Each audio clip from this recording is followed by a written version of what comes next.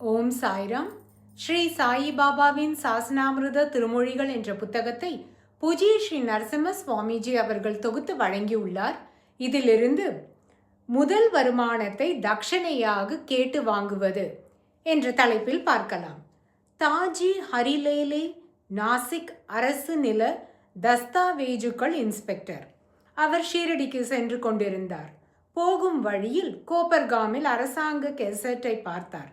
அதில் அவருடைய சம்பளம் ரூபாய் 125 ரூபாய் 150 உயர்த்தப்பட்டிருப்பது காணப்பட்டது. பின்னர் ஷிரடி வந்த அவர் ஸ்ரீ சாயிபாபாவை வணங்கினார். ஸ்ரீ சாயிபாபா, ரூபாய் 15 கொடும்.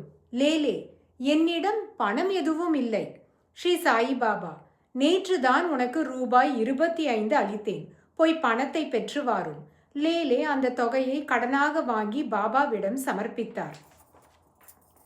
அடுத்த தலைப்பு, பெறத்தகாத அல்லது வைத்திருக்கத்தகாத பணம் ஒருவனிடம் இருந்தால் அதை அவரிடம் இருந்து பிரித்து விடுவதற்காக தட்சணை.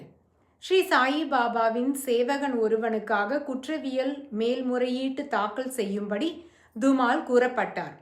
அவர் மேல்முறையீட்டு மனுவை தாக்கல் செய்தார்.